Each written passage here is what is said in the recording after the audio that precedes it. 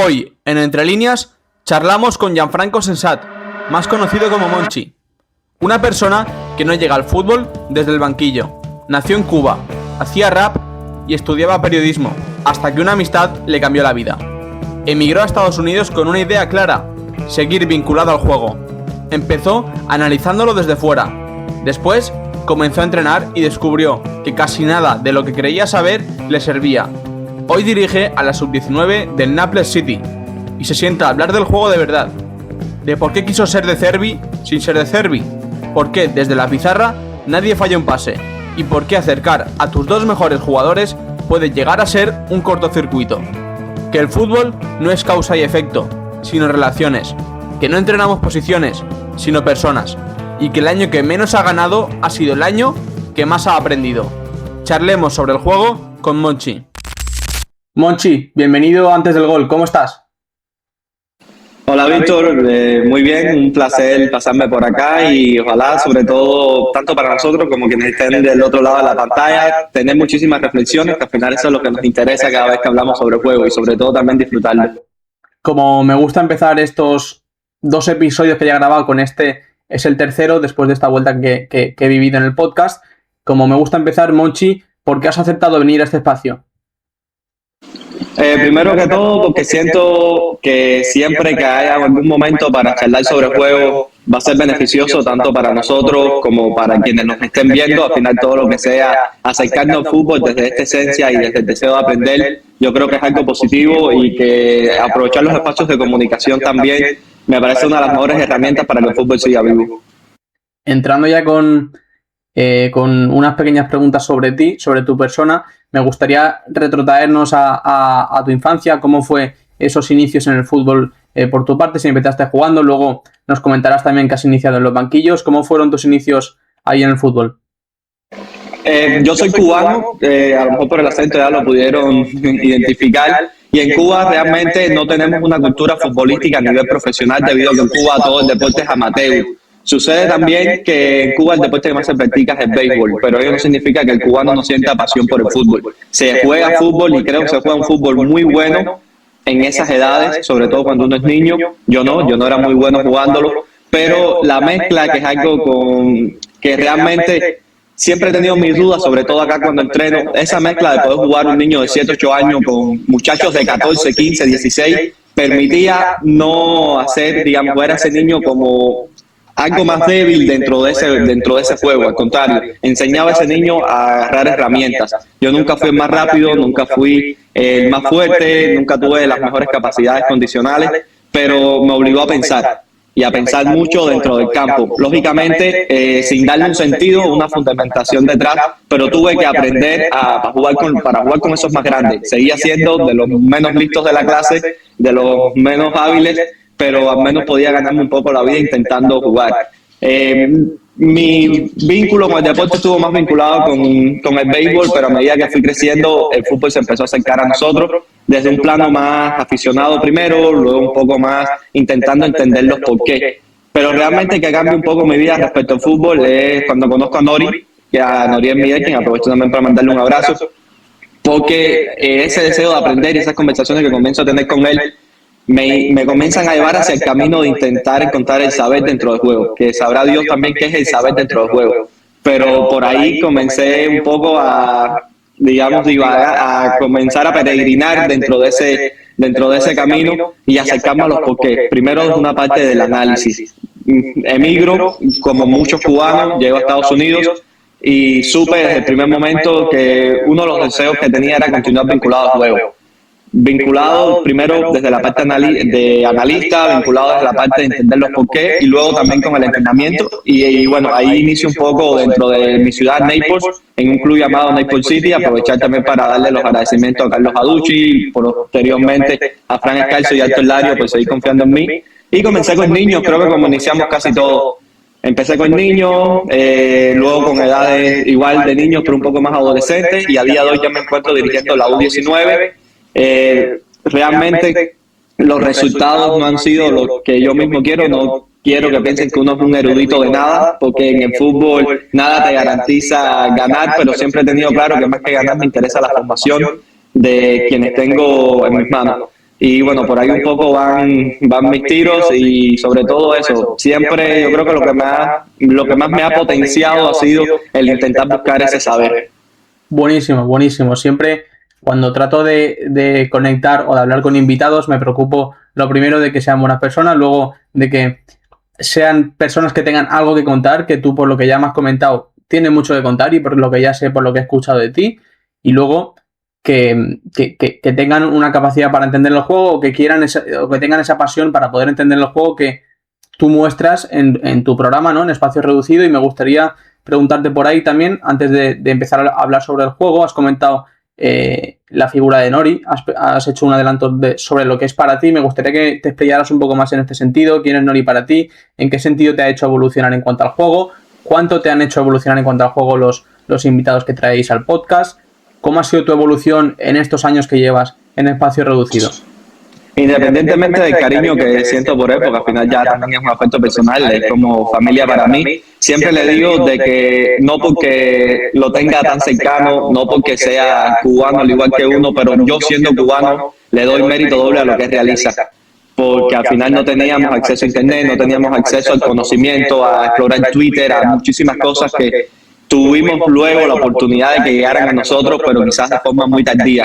Y él tenerle esa capacidad de haber visto juegos formándose de forma, yo diría, un poco autodidacta, siempre le he dicho que por eso me parece, entre comillas, pongamos un genio, aunque quizás esa palabra a él tampoco le agrade. Para mí, como le decía ahorita, y yo se lo he dicho personalmente a él, por eso también lo digo por acá, es tan importante en mi vida que me hizo replantearme todo, en el sentido de que yo hacía música, también rap, me gustaba mucho todo lo al final, todo este aspecto social y demás, que cuando digo social me refiero, o sea, al ser humano como especie, el ser humano como lo que representa dentro de la sociedad.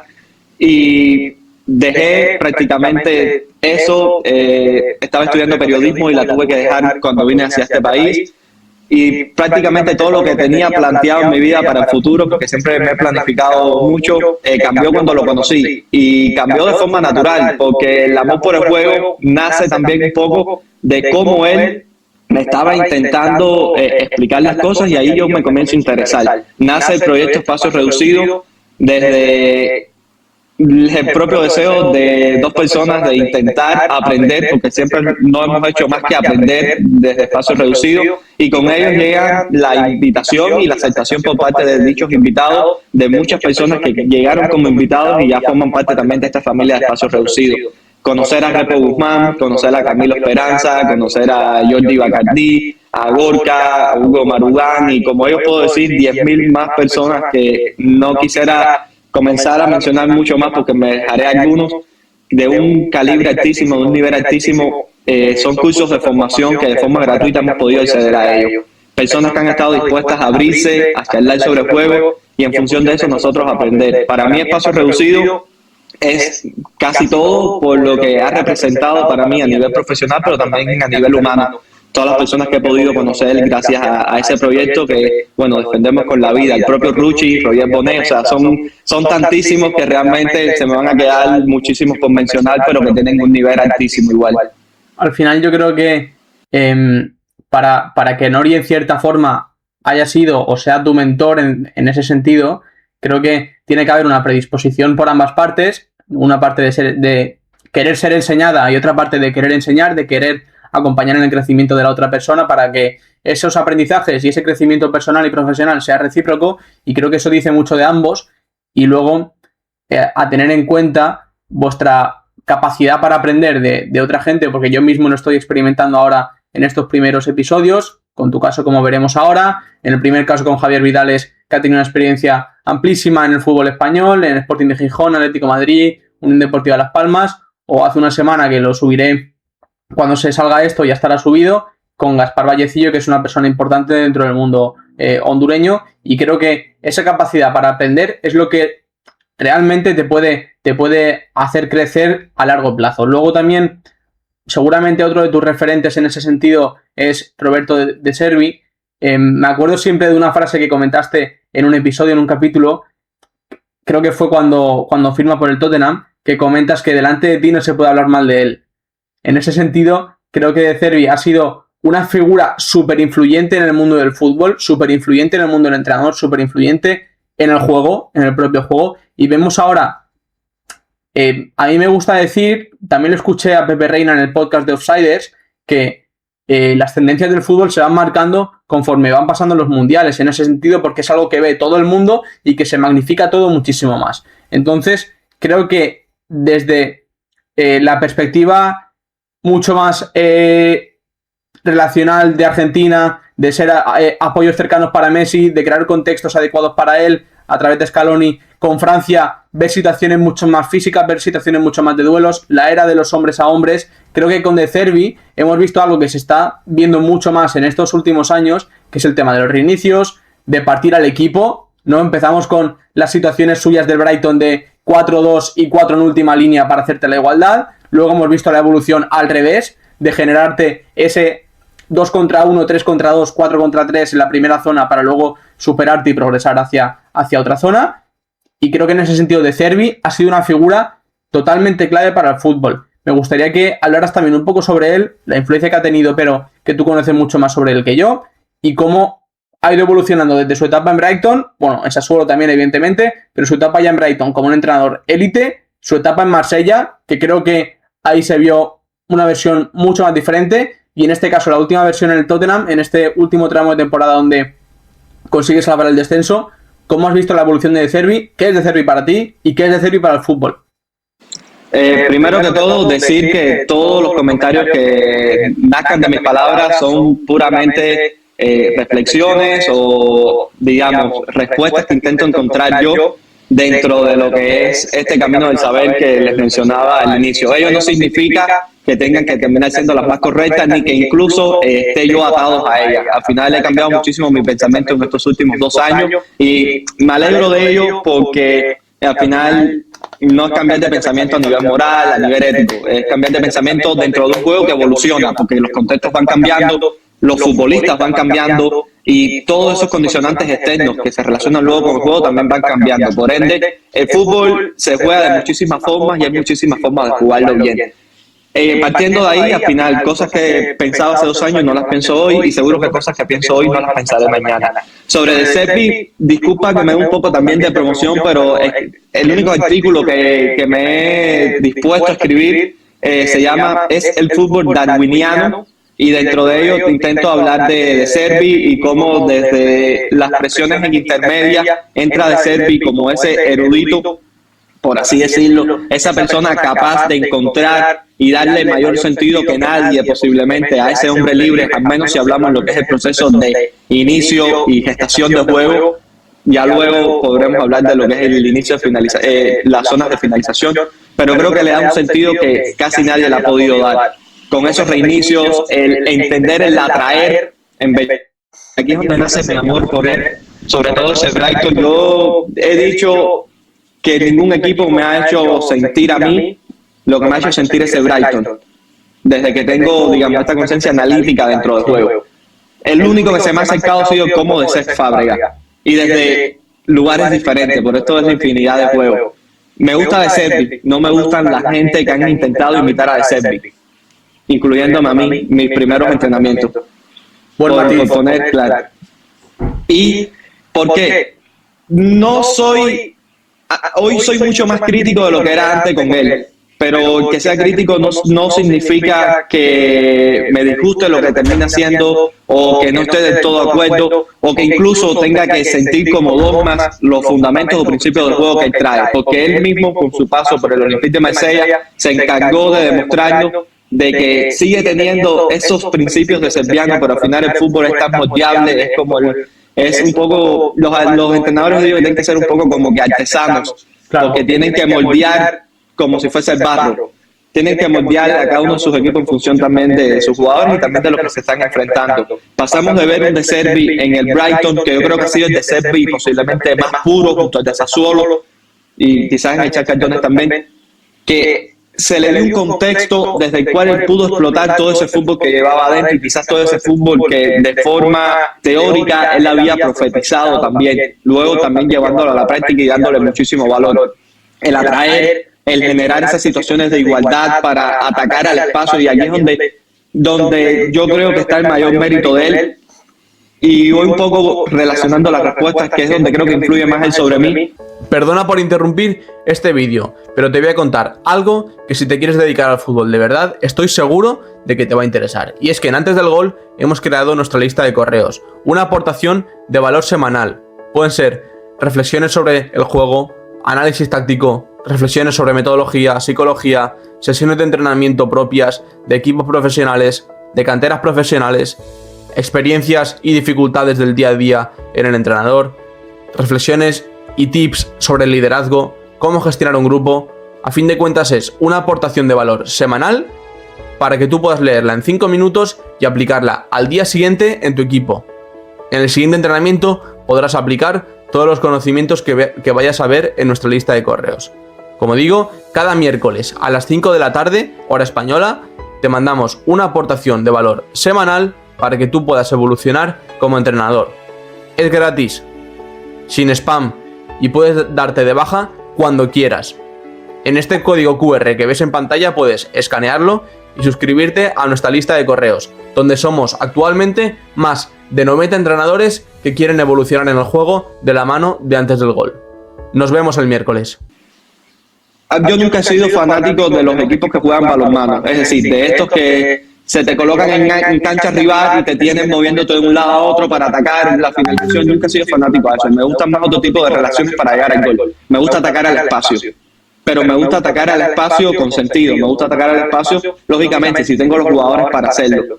Y de Servi, un poco lo que más me termina inculcando es eso, el entender que el atraer y, entre comillas, generar pases de riesgo.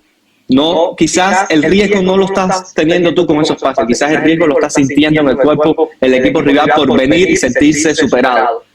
Y ahí es donde me cambia un poco, ver ese Brighton corriendo y atacando un espacio con futbolistas lógicamente que se prestaban para ello, pero llegar a situaciones de gol con ventajas que yo no era capaz de visualizar, no era capaz de identificar en otros tipos de equipos.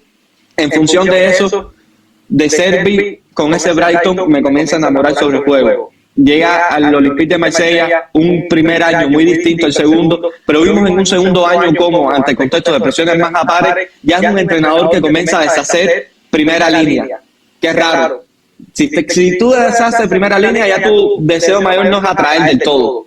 No, porque ya no estás generando ese efecto imán, por así decirlo, de atraer ese salto a una altura determinada. Ya estamos viendo entonces que tus deseos son otros. Sí, quizás por momentos intentar atacar en espacios, quizás por momentos, como no tenías regateadores, acumular determinados jugadores en un sector y buscar relaciones dinámicas entre 3 y 4, eso sí, manteniendo esa capacidad de que los futbolistas vinieran al apoyo, permitiendo también esos encontrar terceros y cuartos hombres que al final forman parte de lo que termina siendo su juego también. Pero vimos un De Servi muchísimo más versátil, moviéndose en aguas que antes no se había movido. Comenzó dentro de lo que eran estas presiones al hombre, porque es el nuevo fútbol que estaba llegando a nosotros.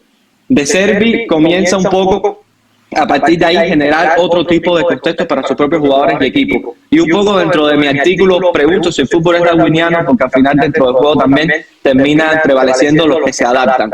Y perdónenme decir es gran pregunta, porque no es que sea una gran pregunta, pero al menos yo creo que es un poco lo que puede terminar resumiendo el motivo desde el cual nace dicho artículo, es justo preguntarme si De Servi termina realizando este tipo, entre comillas, de cambios por adaptarse al juego o porque es algo que realmente él estaba sintiendo como una respuesta a estos nuevos contextos. Y creo que el mejor ejemplo será ahora con el Tottenham, cuando ya tenga una pretemporada y ver los días que se enfrente ante presiones a pares y demás, por qué va a terminar apostando. En este primer testeo que pudimos tener en estos últimos 7 partidos de liga, no vimos un De Servi más cercano a lo que es a lo que fue su Olympique de Marsella en ese segundo año, ese último año, pero tampoco lo vimos demasiado cercano a lo que fue su Brighton. Lógicamente, no podía arriesgar, prevalecía el resultado. No creo que este testeo sea digno a la hora de valorarlo. Tenemos ahora una temporada por delante y veremos. También decir que me equivoqué muchísimo cuando comencé a entrenar queriendo apostar por ser de serbiano y al final terminar dándome cuenta de que no tengo los conocimientos de Serbi. Y y aquí es donde quiero caer, para hacer el fútbol de Serbi tienes que ser de Serbi.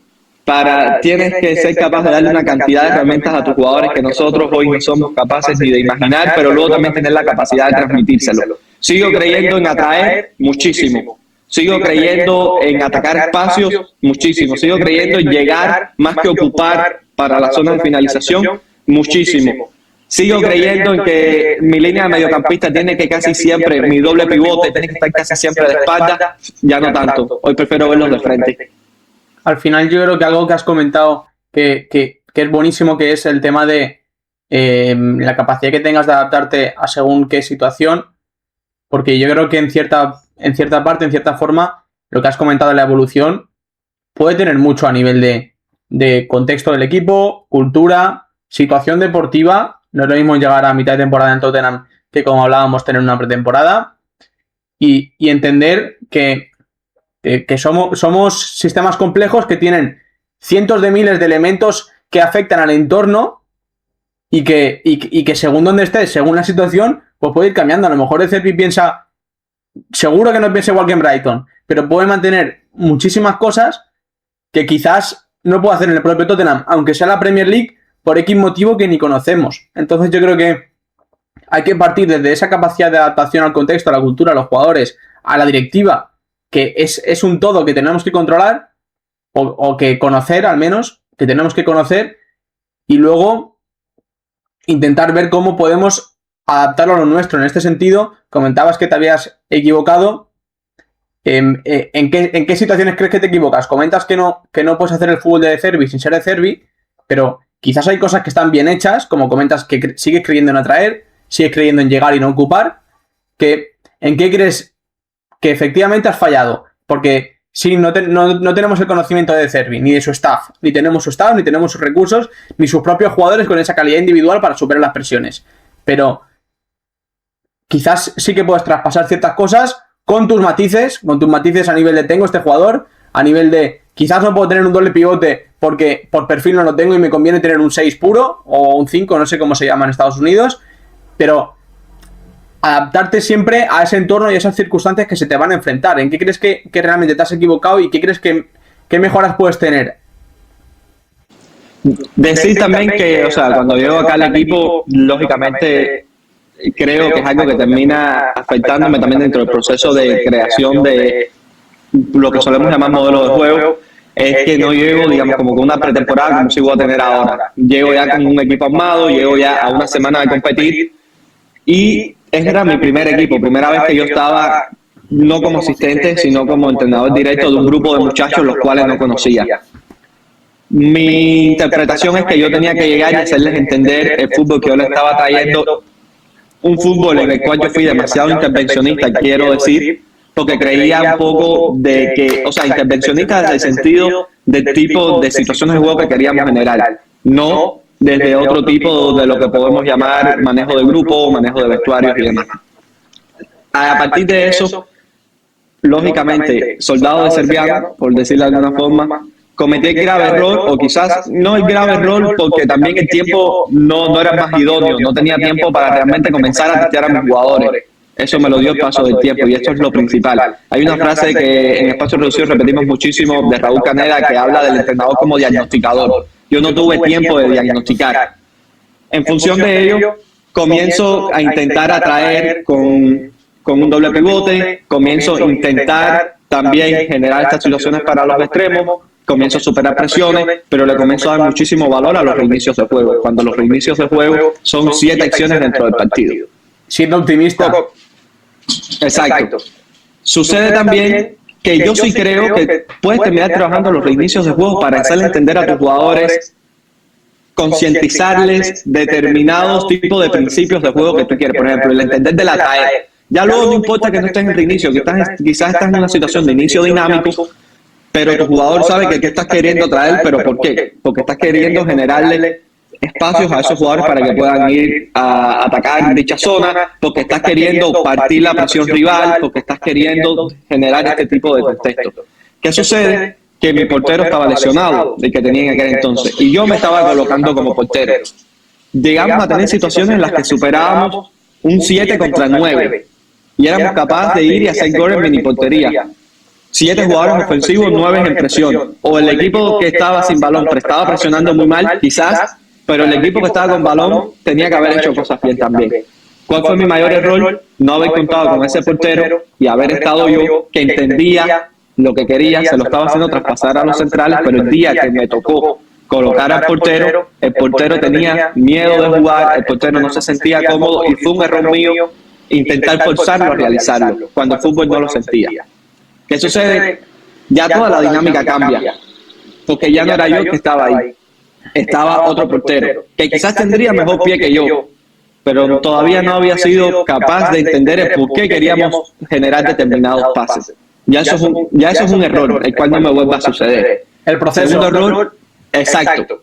Segundo error, darle demasiado valor a los reinicios cuando lo cierto es que dentro del juego se dan muchísimas más situaciones impredecibles, muchísimas más situaciones dinámicas, lo que se suele llamar como caos, porque ahorita me comentabas algo de que somos seres complejos, no complicados, jugamos un deporte no complicado, sino complejo, y dentro de esa complejidad yo no tuve la capacidad de entender que había demasiadas dinámicas que yo no era capaz de prever previamente a nivel de diseño de tareas, a nivel de generar situaciones de juego, y por ende comencé a darle herramientas a mis jugadores para vivir en puerto seguro, por decirlo de alguna forma. No le di herramientas para saber navegar entre esas aguas turbulentas, que son las que más prevalecen dentro de un partido. En función de eso, luego también cuando comienzo a testear me doy cuenta de que uno de mis mejores jugadores se siente muy cómodo soltándose, siendo un arma libre dentro del campo, y que otro de mis mejores jugadores se siente muy bien tomando el balón y organizando, mandando, pero siempre de frente al juego, siempre de cara al juego. Nori tuvo la posibilidad también de ver algún que otro partido de mi equipo, y a partir de reflexiones también que comienzo a tener con él y partidos que comenzamos a grabar, comienzo un poco a entender, él guiándome un poco también por dónde creía que podían venir los tiros, y ahí comienzo a cambiar las dinámicas del juego. Pasé de esa presión a pares también a quizás esperar una especie de bloque medio, comencé a entregarle más el equipo a este jugador, comencé a buscar determinadas relaciones, y esta es una reflexión que tuvimos en el espacio reducido y que a mí me hizo replantearme muchísimas cosas, de que solemos decir, no, este entrenador no está acercando a los buenos. Luego habrá que ver también que son los buenos, pero a los buenos hay que acercarlos siempre. Yo pensaba lo mismo, hasta que acerqué a dos, entre comillas, de mis mejores jugadores, y todo fue un cortocircuito. También hay que primero saber identificar qué es ser bueno, porque ser bueno cambia muchísimo. Y ser bueno depende de quiénes tienes a tu alrededor que te permitan ser más buenos o menos buenos. Pero luego, acercar siempre a los buenos tampoco creo que sea una solución. Hay buenos que no los puedes acercar porque se cortocircuitan. Hay buenos que tienes que alejarlos. Y en ese proceso también me ha llevado muchísimas reflexiones. Yo digo que posiblemente el año que más yo haya aprendido sobre el juego ha sido este año que he estado entrenando. Porque una cosa es ver lo que hacen la elite, lo que hacen los profesionales, tú sentado desde la comodidad de tu sofá, y otra cosa es tú ir y explicarlo, tú comenzar a vivir ese proceso y entender que hay situaciones de entrenamiento que el equipo va volando, pero ya luego cuando llega un partido quizás ya no vuela tanto, por factores externos, porque un rival juega, quizás tiene el mejor nivel que tú, porque el rival te prepara otro tipo de contextos de partido, porque tus propios jugadores se sienten más o menos felices dentro del juego.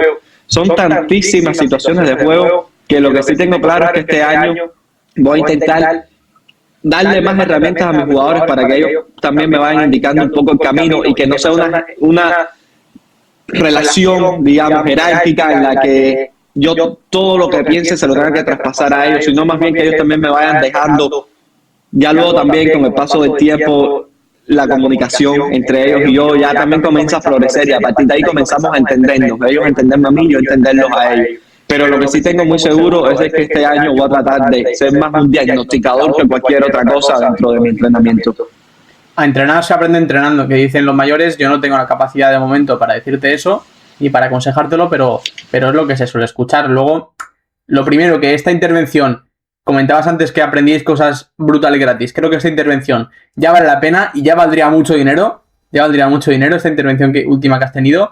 Y me ha encantado lo que has comentado sobre la intervención del entrenador. Lo primero, tu evolución durante el año me ha parecido brutal, como lo has explicado, pero quiero enfatizar en la intervención del entrenador, porque según me das a entender, eras una persona que era muy intervencionista en ese momento, que quería jugar con el mando de la Play a entrenar, y que realmente comentabas tú también que somos sistemas complejos, seres complejos que no juegan a un deporte complejo, a un deporte difícil. Entonces, tenemos que entender que comentabas no acercar siempre a los buenos, porque no siempre los buenos juegan juntos bien. Hay casos, hay situaciones, hay seres que no conviven bien entre sí. Entonces ahí está la capacidad del entrenador de saber con quién relacionar, saber dónde ubicar a según qué perfil, porque si no, como comentas, acercar a los buenos, todo el mundo podría hacerlo. Dentro de un mínimo nivel, todo el mundo podría hacerlo. Comentas también en la situación de somos buenos o son buenos según para qué. Este jugador es bueno haciendo esta cosa, este jugador es bueno haciendo la otra cosa, y el otro es el mejor del equipo. Pero cada uno es bueno en una situación. Y entonces creo que el entrenador tiene que abandonar ese ego, abandonar ese yo que tiene dentro de sí, de querer, como soy el que más sabe, querer controlar todo, porque realmente muchas veces es el jugador quien te está dando a ti la solución dentro del juego, que a lo mejor tú ni siquiera llegas a ver. O tú estás viendo, pero no crees al jugador capaz de llegar a esa solución. Entonces, me gustaría tocar el tema de cuánto crees que debe ser un entrenador de intervencionista, cuánta intervención debe tener el entrenador. Háblame de en el equipo en sí, y háblame también, me gustaría enfatizar en lo que son las propias tareas de entrenamiento, porque seguramente ahora está de moda el PSG, ahora está de moda Argentina, porque son los equipos que ganan, si no, no estarían de moda, pero estoy seguro de que la intervención en ambos entrenadores, sobre todo en el caso de Luis Enrique, que lo ha comentado varias veces, que su intervención ha bajado muchísimo. Evidentemente tiene matices que dar, porque no puede decir, jugadores, jugar a lo que queráis, hacer lo que queráis, porque si no sería todo un descontrol, sería un caos mal entendido. Luis Enrique y este fútbol aporta un caos bien entendido, un caos organizado, como me gusta decirle a mí. Entonces, háblanos un poco de esto, háblanos un poco de la intervención del entrenador, de cómo se gestiona esto luego trasladado a las tareas de entrenamiento, y cómo convives con tantas situaciones tan complicadas con bajos recursos, que es la realidad. Yo realmente decir que lógicamente para nada estoy en esa línea que hace ver al entrenador como la parte antípoda del juego, como que un enemigo del jugador. Para nada. Creo muchísimo en el entrenador, incluso me atrevería a decir que creo muchísimo en que el entrenador tiene que ser muy intervencionista. Ahora, no muy intervencionista sobre el juego. Yo creo que es donde está la diferencia. Totalmente. Ha de ser extremadamente intervencionista en otras determinadas cosas. Ahora, sobre el juego, ojo, también hay que ver luego qué es ser intervencionista. Yo cuando hablo de intervencionismo, sobre todo a mí me gusta mucho la palabra estructura. ¿Por qué sentido? Y es una reflexión también, casi todas mis reflexiones han nacido de conversaciones con Nori. A veces el terminar estructurando demasiado haces que estructuras a tu rival. Porque al organizarte a ti, estás a organizarte alrededor de posiciones y ocupación espacial para lo bueno y para lo malo, para las ventajas y las desventajas, haces que tu rival también se organice. Luego habrá que ver dentro de ese proceso de organización quién termina sacándole más provechos al juego. Yo creo que uno de los mayores méritos del PSG de Luis Enrique es eso, tener una estructura que se va desestructurando, pero que a la vez provoca ese caos en las estructuras rivales que hace que no sea un equipo que tú puedas explicar desde la automatización, que para mí el automatismo no existe, para mí lo que existe son los patrones de juego, porque no hay dos situaciones totalmente igual, porque somos seres complejos y a partir de ahí no creo que uno se pueda terminar automatizando, pero bueno, es una palabra que solemos ya aceptar dentro del vocabulario fútbol y que es más fácil de entender para todos. Mientras más patrones de... Yo sí lo que hoy entiendo es que al equipo, tú tienes que darle referencias, tienes que darle ese marco común desde el cual todos entiendan cuáles son nuestras ideas, el porqué detrás de ellas, y como dijo también de Servi, que eso me hizo cambiar de chip completamente, nosotros como entrenadores no solo es darles herramientas de juego a los jugadores y demás, sino también explicarles hacia dónde hay que llegar, el qué es lo que estamos buscando, pero no le podemos decir el cómo lo tienen que explorar ellos. Por ejemplo, queremos encontrar al hombre libre, sí, pero yo no te puedo decir, lo tienes que encontrar mediante pase al pivote que encuentre el lateral le va a encontrar el interior del lado contrario. No, porque en una situación puede que sea así, pero si el rival cambia la forma de presionar y quizás viene en rombo, que ya me están igualando dentro, o si me viene en rombo y tengo un doble pivote, significa que el que está libre ya no es el interior que tengo al lado contrario, quizás ese interior lo tengo que descender a un doble pivote y me queda libre. Pero bueno, ¿quién me queda libre? Porque el extremo del lado débil quizás se me empareja, quizás se me queda en intermedio. A lo que voy.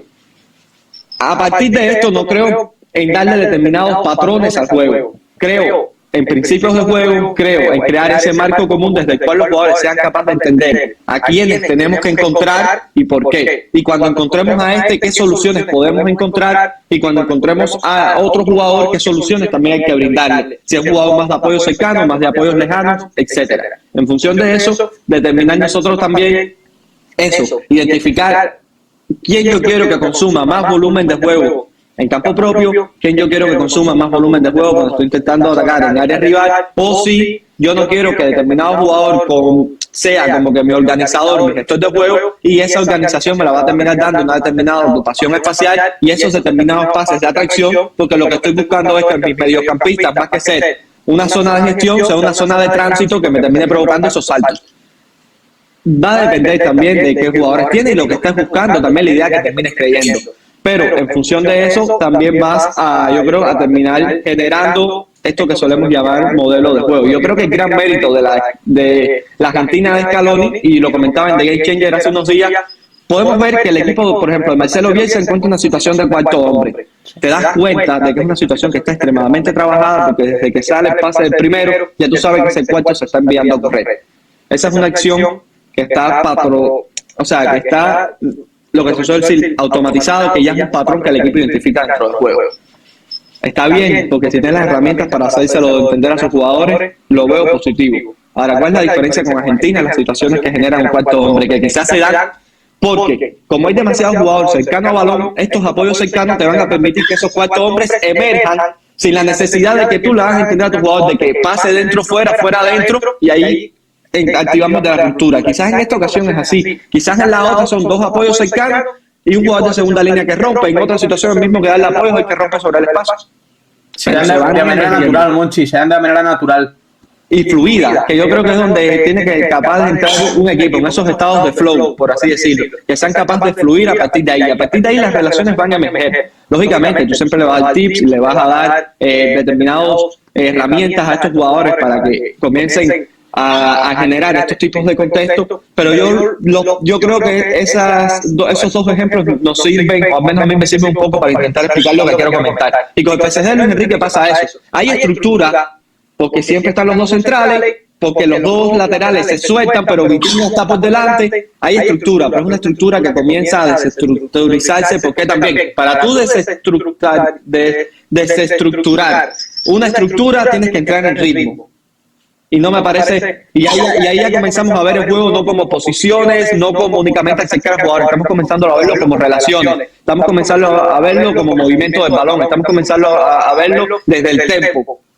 Y para tú desestructurar tienes que entrar en tempo, tienes que entrar en ritmo, tienes que generar otro tipo de ventajas que yo creo que a veces no quiero hablar de si es ocupar el juego o no ocupar la posición, o sea, pero determinadas ocupaciones rígidas no te lo dan porque los apoyos ya comienzan quizás a ser un poco más largos, quizás no. Y ahí es un poco también uno de mis mayores errores como entrenador, que mis equipos no terminaban de entrar en ritmo, porque a la mínima queríamos atraer. Y había situaciones que había que atraer, pero quizás había situaciones que no había que atraer. Directamente lo que había era que acumular determinados pases en horizontal y a partir de ahí romper sobre otros tipos de espacios. Me ha encantado esto que has comentado. Sobre todo, por ejemplo, hablábamos del cuarto hombre de Marcelo Bielsa. Es una situación, como dices, automatizada. Se quiera o no se quiera llamar así, al final yo creo que la nomenclatura pasa a ser lo más irrelevante. Pero es una situación que Ibai Gómez lo ha comentado un montón de veces, Pablo Hernández también, que Marcelo Bielsa en los propios entrenamientos, al menos en la etapa de Athletic, Pablo Hernández lo tuvo en Leeds, entiendo que ahora seguirá igual. En la sesión de entrenamiento son situaciones de tríos, o en este caso si empleamos un cuarto hombre de grupos de 4, donde se dan situaciones puramente automatizadas para luego llevarlas al juego, que realmente no sé cuántas situaciones se van a dar tal cual es a esa. Quizás ninguna, porque simplemente hay una oposición y en el entrenamiento no la hay. Pero aislando eso, quizás sí que se puedan dar una situación cada X tiempo, cada mucho tiempo. Entonces, yo creo que es clave lo que has comentado sobre dar el marco común, sobre dar las referencias, sobre dar esos pequeños tips y que luego sea el jugador quien a través de esa autonomía sea quien decida qué hacer según qué situación, según qué comportamiento. Al final, yo creo que otra cosa que has comentado que me parece clave, que es entender el balón, entender qué está haciendo el balón y organizarse en función a él, no en función a la portería. Porque cuando tú te organizas en función a la portería, los apoyos son súper largos en situaciones que no deben darse. Al final eso genera, según qué equipo, según qué contexto y demás, pero genera en ciertas ocasiones una desconfianza entre los compañeros, pasos largos que no se deben dar. Como digo, apoyos lejanos, por ejemplo, Miguel Llorente, no sé si lo conoces, publicó un tuit sobre un hilo sobre la jugada de Araujo contra el PSG, la mítica cuando le expulsan y a partir de ahí se tuerce la eliminatoria, donde muestra cómo realmente no hay ningún apoyo cercano a Araujo, ni un solo apoyo cercano a Araujo, y eso genera un círculo, un bucle donde Araujo, según en acciones, va perdiendo confianza y luego él cuenta que hasta el momento de la expulsión han habido unas 8 o 9 acciones donde Araujo se ha visto completamente solo. Evidentemente el PSG tiene un mérito brutal en esas situaciones, pero se ve completamente solo y la confianza ya le va mermando muy poquito a poco y al final eso fuerza una expulsión para que veamos que todo es cíclico, todo va relacionado con todo. Entonces yo creo que otra cosa que has comentado tú muchas veces en espacio reducido, la pizarra nunca falla un pase, la pizarra nunca tiene una distancia demasiado larga entre líneas cuando no tienes el balón, siempre sale todo perfecto. Entonces yo creo que, por ejemplo, en este caso, el plan de partido, la estrategia operativa, como la quieras llamar, pues hay que cogerla con muchas pinzas porque lo comenta Paco Seirulo que según él no existe. No creo que haya que irse a tal extremo porque, como comentamos, a unas ciertas referencias, a unos ciertos marcos comunes sí que hay que ir. Pero realmente tú elaboras un plan de partido, este equipo se estructura en 4-4-2 en la fase defensiva, pero luego tu lateral es largo y el extremo, en vez de ser extremo, termina siendo una línea de 5. ¿Dónde está el plan de partido? Ahora tu mediocentro te dice, no, mister, pero es que este equipo se estructura de 5, tú me has dicho que es de 4. Pero ¿de 4 por qué? Si el extremo está... No, pero luego el extremo es un carril y me hace línea de 5. Entonces, ¿hasta qué punto llegan estas situaciones? ¿Hasta qué punto darle al jugador esa capacidad para decidir? Como es que yo creo que has comentado que al final la última decisión, el entrenador le puede decir X cosa, pero la última decisión debe de ser del jugador. Y si ese jugador no tiene la capacidad para decidir, pues lo que comentábamos antes, no es tan bueno. Porque el saber decidir también te hace bueno. El saber defender te hace bueno. El saber atacar te hace bueno. El saber comunicar te hace bueno. Yo creo que es un conglomerado de cosas que hacen que un equipo luego pueda funcionar. Y que también, cuando comentabas acerca de lo de la pizarra, entender que ya no solo que estamos suponiendo que nuestro equipo va a ser capaz de generar todo eso que imaginamos en la pizarra, sino que también nos estamos imaginando el comportamiento del rival. Y ya no digo que el rival reajuste y en vez de venir a presionar a pares venga en intermedia, que el rival en vez de venir con 2 extremos hacia adentro venga con un punta, ya no digo eso, sino que estamos suponiendo también de que el rival va a hacer las cosas bien, que es algo que a veces obviamos, cuando quizás el rival no está haciendo las cosas bien, cuando quizás el intervalo entre las líneas del rival es mucho más amplio, por deseo propio quizás porque les están quedando los saltos demasiado largos, y sin embargo nosotros estamos dándole a nuestros jugadores unas determinadas herramientas para moverse dentro de un fútbol teorizado, dentro de un fútbol racional, que no me parece menor, si hablamos un poco de René Descartes, leyendo filosofía dentro de la racionalización del juego, cuando realmente el juego es más empírico, cuando realmente el juego es más complejo. No digo que la pizarra no sea importante, es demasiado importante, pero ojo, ¿qué es la pizarra? Es mover las bolitas, es mover... no, la pizarra es más que eso. La pizarra es mover a Nuno Méndez. ¿Por qué es Nuno Méndez? La pizarra es mover a Kvaratskhelia y dejarlo fijado en banda, porque es Kvaratskhelia, pero que siguen y termina generando acciones con muchísimas, o sea, un jugador extra en esa zona, porque es Doué. Si a lo mejor es que tienes que mandar a cruzar es a Kvaratskhelia, quizás lo hace, pero no lo hace con el mismo timing que lo hace Doué. Como cuando Kvaratskhelia es capaz de recibir en situaciones de espalda, pase de carril lateral a carril lateral, o sea, en esa situación de pase de Claro, espalda, sí, sí. te la aguanta y te saca una falta y te da aire y te gira juego. Ese pase existe y tiene que existir dentro de la pizarra. Pero porque es Kvaratskhelia. Si no es Kvaratskhelia, si no es Luis Díaz, quizás ese pase no tiene que existir. Entonces, dentro de la pizarra, tú puedes generar determinados contextos para que él reciba. Lógicamente, sí. Lógicamente, la pizarra te da una determinada organización a nivel de ocupación de espacio, porque nosotros físicamente ocupamos el espacio, aunque no querramos ocuparlo, estamos ocupando un espacio. Ya luego puede ser racional, hay que ver qué es racional. Si lo racional, estamos hablando de racionalizar el espacio a determinadas partes iguales, a determinadas distancias, o estamos hablando de la racionalización a nivel mental, lo que nosotros creemos que es más razonable, porque también hay que ver qué tipo de racionalización, de razón estamos hablando. En función de eso, lógicamente le puedes dar un sentido, y no es hablar de juego de posición, no es hablar de ese relacionismo, para mí todo es fútbol, pero es darle sentido a lo que estás intentando hacer. No es, por poner un ejemplo, poner a fijar a Pedri como hacía Xavi a tirar carreras en diagonales. Ahí la pizarra me cobra poco sentido, la pizarra de Xavi. Me cobra más sentido la pizarra de, pongamos el ejemplo, Luis de la Fuente en el segundo partido, en el que Pedri no hace un gran juego, pero tiene sentido lo que está haciendo porque acerca a Pedri a la base. Ya luego puedes ganar, perder. Para mí ese día la pizarra estuvo bien.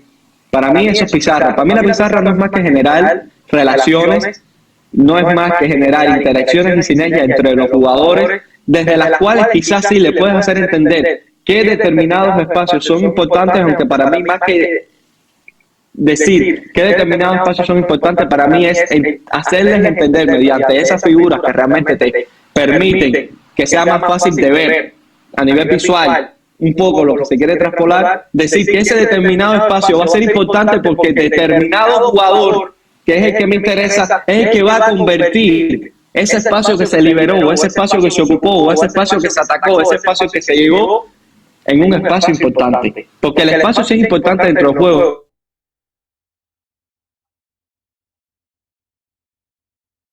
En una cancha que tenga determinadas dimensiones. Y hay que ocupar el espacio, sí o sí, porque es algo, somos seres humanos. Jugamos fútbol o no jugamos fútbol, estamos ocupando el espacio. Estamos también en la escala espacio-temporal. El tiempo también es importante, pero no es lo más importante dentro del juego. Hay otras cosas que, digamos, que te hacen acercarte más a lo que te permite generar determinados contextos, generar determinadas sinergias que hemos repetido muchísimas veces, justo para generar ese tipo de ventajas, las cuales solemos hablar de forma reiterada. Brutal, brutal. Al final yo creo que me suelo redundar en esto, pero yo creo que la clave siempre va a ser entender que somos personas y que el fútbol, en este caso, es un deporte donde juegan 11 contra 11, donde esos 11 contra 11 son personas cada uno de un lado y donde tenemos que entender que son esas personas quienes se deben relacionar de cierta forma y que el equipo que mejor se vaya a relacionar, el equipo que mejor sinergias tenga a través de su entrenador y a través del trabajo en el día a día, va a ser el que luego realmente va a estar más cerca de ganar, que evidentemente nada te acerca a ganar y en el fútbol no hay una causa-efecto de juego bien gano. Hay una causa-efecto de meto más goles, gano, pero no de juego bien y gano porque el fútbol, como digo, va de meter la pelota dentro de la portería y si juegas bien, pero no metes la pelota dentro de la portería por X motivos, porque tú lo has hecho mal o el rival lo ha hecho bien, no ganas. Pero sí que creo que lo que está más en nuestra mano es el entender que somos personas y relacionar o intentar relacionar a ciertas personas, a ciertos jugadores, de cierta forma para que ello nos acerque a ganar. Ligado con eso. Y que luego también, disculpa que te interrumpa, claro, que es el jugar bien, porque en este mundial hemos visto selecciones africanas del norte de África, hemos visto selecciones europeas, hemos visto selecciones sudamericanas, selecciones asiáticas, y cada una ha jugado bien dentro de lo que se entiende, pues jugar bien dentro de esa cultura futbolística. El Leicester de Ranieri jugaba muy bien viviendo en un bloque bajo, pero ¿por qué jugaba muy bien? Porque tenía centrales capaces de ganar todo balón aéreo que se metía adentro, porque los laterales no saltaban fuera y se quedaban casi siempre en defensa de área, y porque luego tenías a un Jamie Vardy al espacio que te generaba unos contragolpes brutales y te estaba de cara al gol, enrachadísimo, y tenías un Mahrez que también le dio sentido al juego horizontal de Pep Guardiola, porque no es lo mismo en un campo, un pase que cruce tres ejes horizontales del campo para encontrar a Mahrez que para encontrar a otro gran futbolista como puede ser Jeremy Doku, porque la recepción de balón que tenía Mahrez, que te la dejaba pegadita al pie, te hacía ganar ese segundo, milésima de segundo extra. Ese pase largo cobraba sentido ahí, por eso también el por qué cuando estaba Mahrez, el Manchester City terminaba moviendo muchísimo mejor a los rivales con esos pases, encontrar el sector débil, porque es un pase largo que este lo hacía sentir como si fuese un pase corto por todo lo que nacía a partir de ahí. Ya luego también eso le daba sentido a que De Bruyne rompiera sobre esos intervalos, ese espacio indefendible, le daba sentido a todo ello. Pero con otros extremos, yo no he sentido que Guardiola haya sido capaz de generar esos mismos contextos que iba a generar con Mahrez. ¿Y por qué? ¿Guardiola es peor entrenador? ¿Guardiola se le olvidó cómo era? No, para nada, porque ya no estaba Mahrez. Y luego, de ahí a reiterarme en entender que somos personas porque el Leicester, desde ese modelo de juego de Claudio Ranieri, seguían siendo relaciones, porque la relación no es solo atacar en campo rival con apoyos cercanos, apoyos hacia Messi, sino la relación también es el triángulo defensivo que te muestra en la frontal de área, dos centrales más el pivote. La relación también es el timing de pase de Mahrez a Vardy. La relación es la capacidad que tiene Kanté de recorrer tres campos enteros de fútbol si hace falta para luego dar a su equipo cierto oxígeno de cara a luego volver a refugiarse en ese bloque bajo. Al final es todo entendido desde eso, que es algo en lo que cada vez estoy más de acuerdo, cada vez incluso soy más extremo, porque cada vez me voy formando más, voy escuchando a gente y es lo que hablábamos al principio, la evolución del entrenador, la evolución de la persona, la evolución de los pensamientos, que yo creo que es totalmente clave entenderlo como un juego de personas, de sinergia de relaciones. Y luego, ya para tampoco quitar mucho más tiempo, Monchi, me gustaría que nos explicaras, o para ti, qué son las cualidades básicas que debe tener un entrenador. Permíteme primero continuar el hilo conductor que venías trayendo, porque yo creo que es algo importante y que a veces como entrenadores se solía obviar y ya creo que ha cambiado un poco. Yo creo que el fútbol o la vida a nivel general, basada también en la física newtoniana, en esa física clásica, solíamos ver todo como un causa y efecto. En todo, no solo en el fútbol, en toda la vida. Un causa y efecto de esa física clásica, mecanicista, por decirlo de alguna forma, en el que veíamos todo también lo que podía surgir dentro de este mundo físico. ¿Y cómo lo quiero relacionar con lo que quiero decir luego? Solemos ver las relaciones únicamente como algo físico. ¿En qué sentido? Solemos asociar como una relación a dos futbolistas que están conectados. ¿Qué es lo que los conecta? Casi siempre el balón. Decimos, qué bonita relación porque el balón salió de este y llegó a este. O porque este está cerca de este. Pero hay relaciones, yo creo que las relaciones en el fútbol y en la vida no son solo con esa perspectiva newtoniana. Yo creo que es más con una perspectiva cuántica. ¿Y por qué un poco esta reflexión? Que seguramente puedo estar equivocado, ya luego el tiempo también me lo dirá. Mirando la propia Argentina de Scaloni, por ejemplo, ya que estamos hablando de ella. Los otros días, el pase que deja correr Thiago Almada entre sus pies. Qué gran relación con Messi. Thiago Almada toca el balón, se conecta con Messi mediante el balón. No, es una relación que va más allá de únicamente lo que pueda llegar a ser eso físico que podamos intervenir al loco. Es una relación que fluye. ¿Por qué? Porque quizás ellos, consciente o inconscientemente, son dos jugadores que están jugando el mismo fútbol, que tienen ese lenguaje común, que juegan el juego desde esas determinadas decisiones, desde esas determinadas interacciones que son las que permiten que esa lengua común que habla todo el equipo termine proliferándose, por decirlo de alguna forma. ¿Qué quiero decir con esto? Hay relaciones que existen dentro de jugadores porque simplemente este jugador está siendo capaz de indicarle a sus compañeros con las manos qué tipo de espacio ocupar, qué no tipo de espacio ocupar, hacia dónde vas, hacia dónde no, porque un central quizás con el delantero centro es capaz de mirarse y aunque directamente el pase no nazca de los pies de él, pero sí ni llegue directamente a los pies del delantero, quizás por el tipo de relación que existe directamente entre ellos, es decir, de un central que tiene buen Cubarsí, que tiene ese buen pase diagonal. Estaba pensando en eso justamente. Es un pase y quizás la gran relación ahí directamente es hasta de Cubarsí, por poner un ejemplo, con Lamine. Aunque termine encontrando directo a Lewandowski, ¿pero por qué? Porque el apoyo de Lewandowski terminaba en un central que luego dejaban le terminaba dejando la ventaja a Lamine. Quizás una gran relación entre Cubarsí y Lamine. Ahora, no es una relación causa-efecto directa.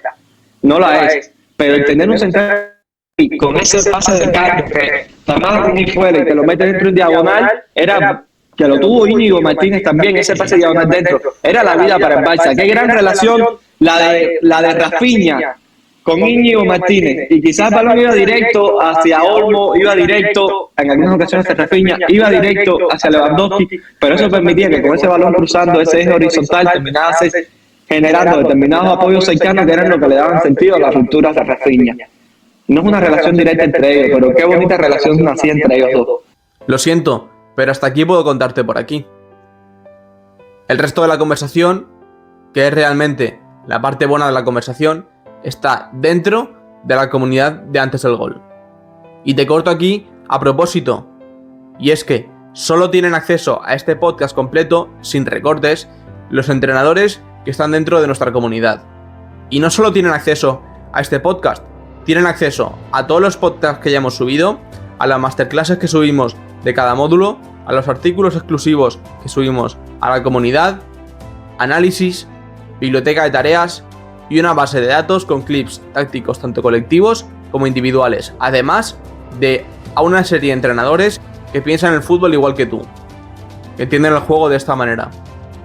Si quieres entrar a la comunidad y ver completo este episodio, así como todos los episodios anteriores, las masterclasses y todo lo que te acabo de comentar, tienes este código que ves en pantalla para escanearlo, o puedes entrar al enlace en la descripción o escribirme al correo, escucha bien, antesdelgolcomunicacion@gmail.com con el asunto quiero ver el podcast completo. Como te digo, lo más fácil es escanear el QR, pero puedes hacer cualquiera de estas tres cosas. Nos vemos dentro.